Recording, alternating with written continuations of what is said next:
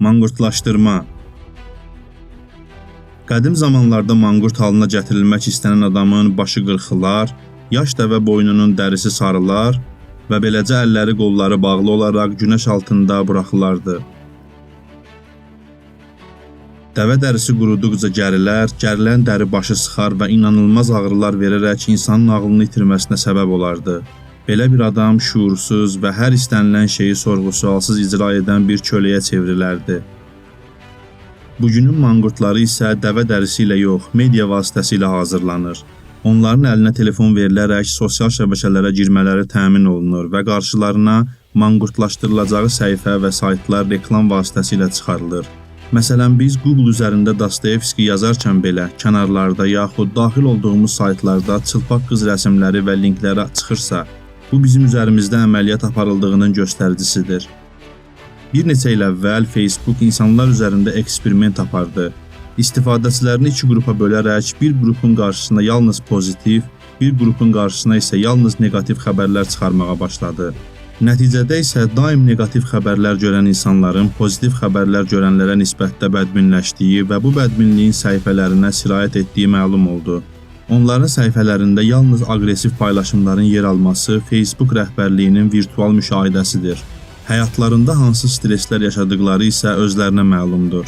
Facebook bu eksperimentə görə insanlardan üzr istədi, amma artıq onlar manqurtlaşdırma, beyin manipulyasiyası sahəsində super kadra çevrildiklərini özləri də anlamışdılar.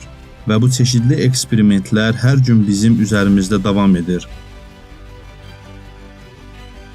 Məsələn, Amerikada kimin prezident seçiləcəyini Facebook müəyyən edir. Çox böyük iddiadır, elə deyilmi? Bu barədə araşdırma aparanların ortaya çıxardığı faktlardan biri də budur ki, Amerikada səsvermə öncəsi seçilmə ehtimalı az olan bir insanı Facebook reklam edərək dırnaqarası seçə bilir. İşin ən maraqlı yönü budur ki, biz dünyanın istənilən bir ölkəsi üzərində etdiyimiz paylaşımı reklama qoya bilərik. Məsələn, türkcə mətin yazaraq Facebooka X miqdarında dollar ödəyib Türkiyə xalqına həmin mətni çatdıra bilərik, yaxud Fransa, Meksika və s. Amma bunu Amerika üzərində etmək mümkün deyil, Facebook icazə vermir. Yəqin ki, məsələ hər kəsə aydındır. Bu yazdıqlarımız sizdə dünyanı Facebookun idarə etdiyi düşüncəsini yaratmasın. Əsla, dünyanı Allah idarə edir. Facebook oturub Facebookda hər qeydiyyatdan keçən X profilini manqurtlaşdırmaq üçün əlləşmir. Şəxsin hansı istiqamətdə manqurtlaşdırılacağı Facebooka kimin daha çox pul ödəməsi ilə təyin olunur.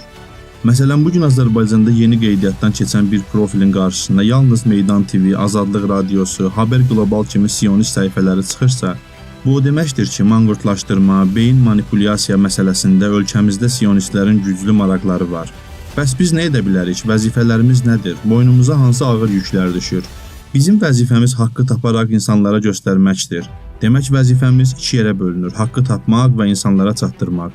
İşin ilk mərhələsi isə yenə də nəfsimizə qayıdır. Haqqı tapa bilmək üçün cildlərlə kitab oxumaq, ingilis, fars, ərəb dillərini öyrənmək və s. lazım deyil.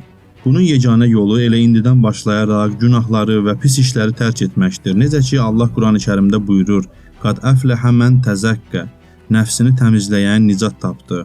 Əla surəsi 14-cü ayə.